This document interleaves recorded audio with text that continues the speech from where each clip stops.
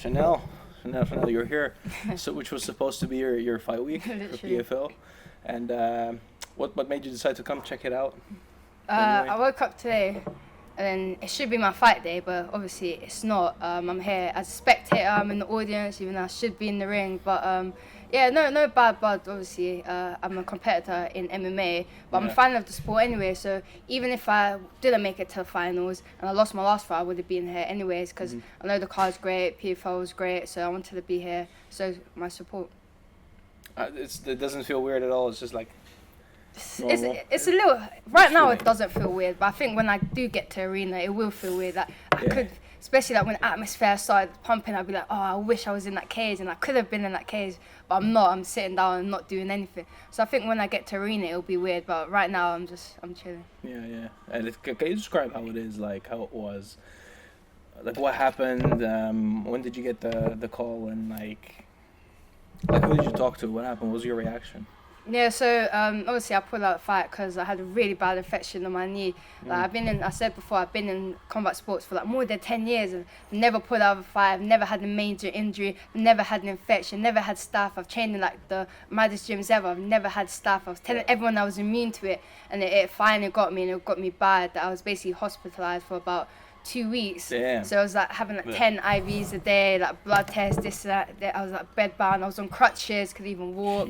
So it's like the second I got out of hospital, I still wanted to fight. My coach looked at me, he was just like, I don't know how that's possible for you to fight. But as a fighter's mentality, like I said before, that even if both of my hands are broken, my legs are broken, I can't see, I'm blind, I was still like crawl my way somehow into the cage. Obviously my coaches took that executive decision to be like, look, we don't think you're going to be fit and ready to fight, you can't wrestle, you can't spar, really. So they took the decision out of my hands, which I agree to now. At the time I was upset, but I understand that decision obviously is the right decision. So I have a big future and career to go, a long ways to go, so it's alright. So have you looked forward as like, because obviously you have a plan, and you had a plan of like, oh man, I'm gonna win 100K now, and then like, you know, go to PFL Global and invest the 100K into making the million. Like, have you already shifted your mind into like making a different plan? Now, what's the plan now? Yeah, definitely. So like, obviously the plan was to win the 100K. I was like, think about, I'm going off to Thailand. I'm gonna have a sick time in Thailand. I'm gonna buy a car next year. I'm gonna do this for my family. I'm gonna do this and that. I'm gonna go to global scene. So everything was always like set out. Yeah. Like, obviously a lot of people today, they're fighting for the 100K. I was never really fighting for the 100K. I was fighting for my future, and that's including fighting for getting the 100K to aid me in my future. So that's kind of sets me back a little bit, but I know there's a lot of options for me. I'm still young, I can still take different routes, and then next year is still open. I'm still deciding what I'm going to do next year.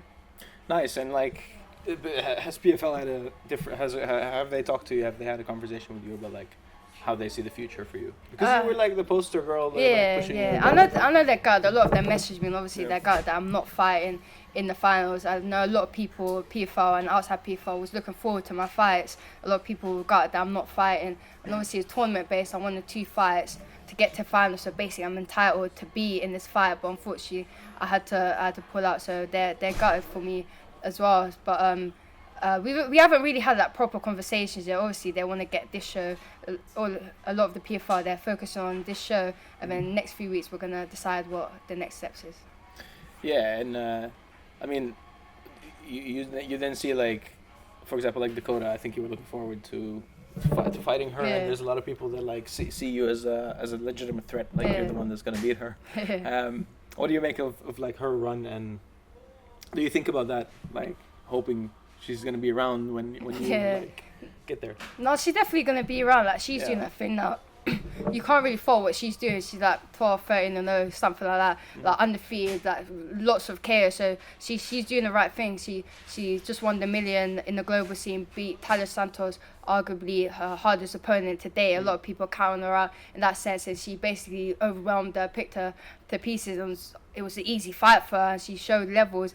And I always say I'm coming to sport obviously to make money, but obviously for legacy as well, and inspire the younger generations and fight the hardest fights and the best people to fight. I don't want to fight easy fights. I want to fight hard fights, and I think that will be a hard fight for me. So I'm excited to fight her because I want to see my limits. Yeah. I want to see like what the boundaries is for Shanelle Dyer, and I want to always look for the best fighters that has a little bit of fear, because that's what MMA is like. You have a little bit of fear, and it's a little bit like fight can be a little bit airy, and that's what fighting is. So I'm interested in the fight down the line. We're both young, still young in our careers, and we're both undefeated. So hopefully we get to meet in the future. I think if we do it right, it'll be one of the biggest female fights ever.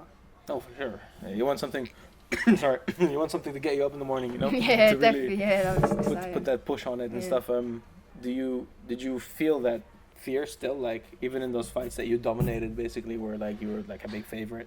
Yeah, so especially this year, I think I said in the beginning of this year, looking at the roster and the European scene, I knew that I could beat everyone, all the guys in the PFL Europe scene. So I didn't really take motivation from my opposition. I took motivation for myself. I always said, in the beginning, I said it's me versus me this year, because like the only person that can beat me this year is myself, and the only person that beat me this year was myself. So funny enough, but yeah, so I always like. I wanna prove myself and get better for myself. Like nothing to do with my opposition. I knew I was gonna win the fights, but I wanted to win the fights in spectacular conditions, and that's what motivates me to put on a performance for the audience and myself. Yeah, for sure.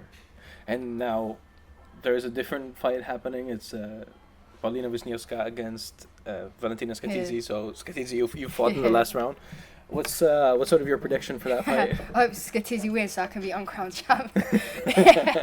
Lineal, right? Yeah, literally no, but it's an interesting fight. I've ties to both girls. I don't think a lot of people know this, but I actually trained with Paulina a bit in the beginning of the year, so really? Okay. I kind of know like strength wise, and I think Paulina is significantly stronger than Valentina. But Valentina could win. If she would win, it would be on volume and output. Because Paulina's like, she picks her shots a lot, but Paulina's way more powerful than Valentina. So interesting to see how that play out.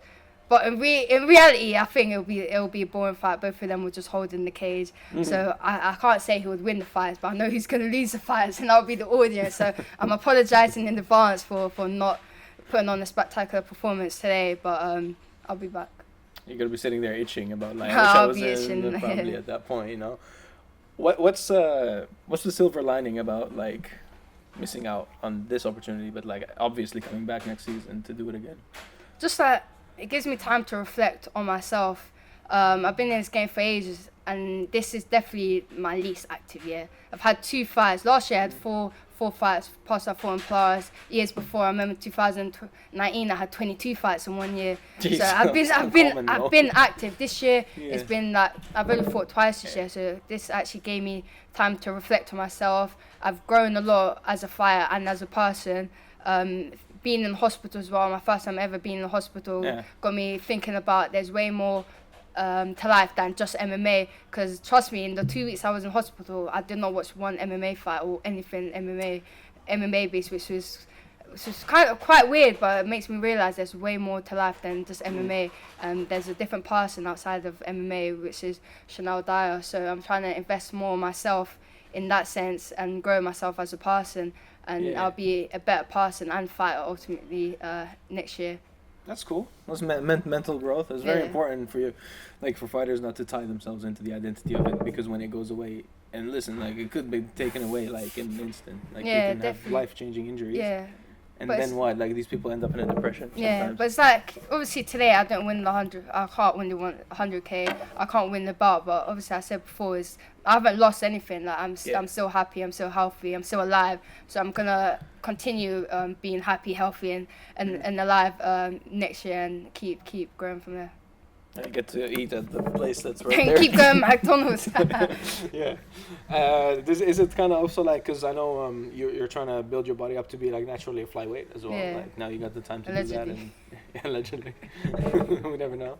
That's an important part of the process as well. So yeah, I guess that's something you're looking at as well.